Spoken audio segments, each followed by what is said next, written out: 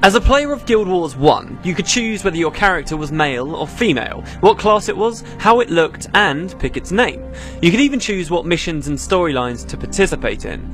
Because of this, it's very hard in lore to make references to the player character, since everyone will have made different choices. The histories of Tyria will never truly remember who you were and what you did, but the past can be seen through the eyes and actions of other important characters that were with you while you played. It's these characters that are remembered in legend, these characters with statues built for them, and these with songs sang in their honour.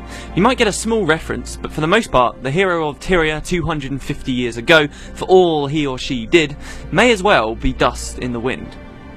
So who were the important characters? Well, there were a lot of them, and it depends on the story being told. Though the developers did introduce a particular band of adventurers, 5 heroes that were a part of every story and every campaign. You first meet the group before the Searing in Ascalon, and as the game continues, they frequently appear in side quests or as recruitable allies. While not necessarily always physically by your side, they defended Ascalon from the Char, they crossed the Shiver Peaks, and they embarked on the adventure from there, just like you did. It's through their eyes we'll be seeing the plot unfold. The team was led by Devonna, a fierce Ascalonian warrior who strived to follow in her now dead father's footsteps. Mordecai had been leader of the prestigious guild Ascalon's Chosen, before being killed defending the nation during a 2-day siege at Kylo. That was during the last Guild War when Devonna was 5, but Mordecai's deeds have always stayed with her, and she would find no greater honour than dying protecting that which she loved. 20 years later, and as well as joining Ascalon's Chosen herself, Devonna had become a captain in the Ascalon army. She had helped Rurik track down and kill Vatlord Doomtooth, the Char scout south of the wall, and spent the years after the Searing serving the nation in combat against the Char invasion. When Rurik was exiled, she followed him to Kryta, along with her new companions. A level-headed leader, Devonna is an honourable character, but gradually develops more of an edge as time goes by. Although the leader of the group, Devonna was not necessarily its wisest member. Aidan, the ranger, was far older and more experienced than his other companions, and he would often step in with advice and plans if the situation called for it. It's unclear where he met Devonna, but the two had become close companions by the year 1072. His family were not from Ascalon, but Kryta. Aidan was born on the Shiver Peaks as his family travelled to their new home, a journey which his mother did not survive. Raised only by his father, as soon as he was old enough to hold a bow, Aidan was taken to the wild where together the men built a home from scratch, hunting and living off the land in peace. These happy years soon ended, however, when a Char found their lodging. Paralysed by fear, Aidan simply hid and watched as the Char murdered his father, unable to do a thing for his cowardice. Part for revenge, part to rid his guilt, Aidan then entered a dark period of his life, mercilessly hunting Char after Char, obsessed with killing them. By the time of the Searing, however, Aidan had learned the difference between vengeance and obsession and had vowed never to confuse them again. Despite this past, he had an inner calm, a sort of infectious confidence that spread to his companions in his presence. Not that everyone was filled with a sort of simple calmness in the team. There was Sin, a hot-headed and passionate elementalist who was rarely this way. Young, she'd been changed by the Searing. Somewhat of a child prodigy, Sin was born to nobility in Sirmia, a city north of the wall. It was one of the first places to fall during the invasion, and her family home was struck dead on by a magical projectile, killing those inside. Except her.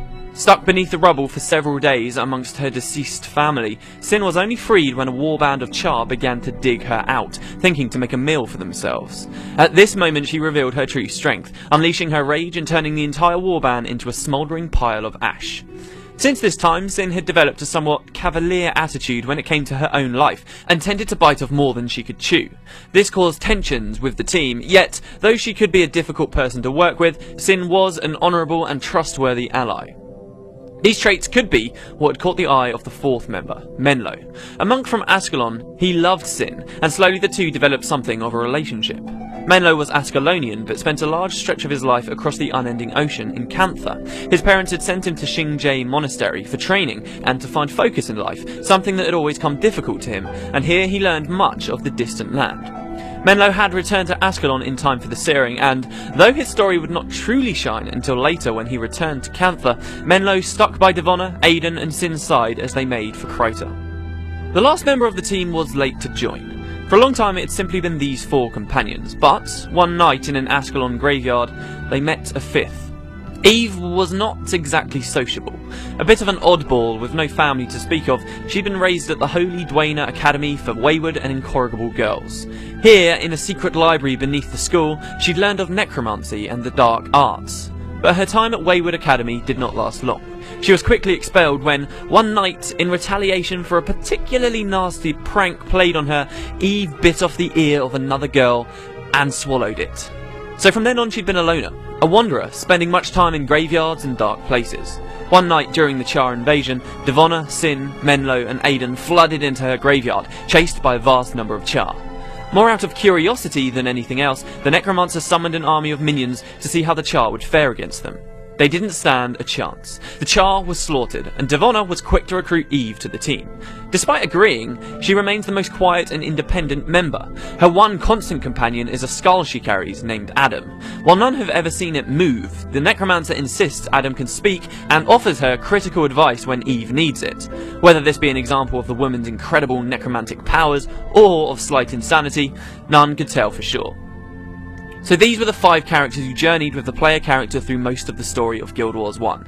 Next episode we'll pick back up the plot, with Rurik's death on the Shiver Peaks, and follow this band of friends and unlikely acquaintances as they attempt to make home in Crater, are swept up in a massive adventure, and participate in the fulfillment of the Flame Seeker prophecies. Thanks for watching.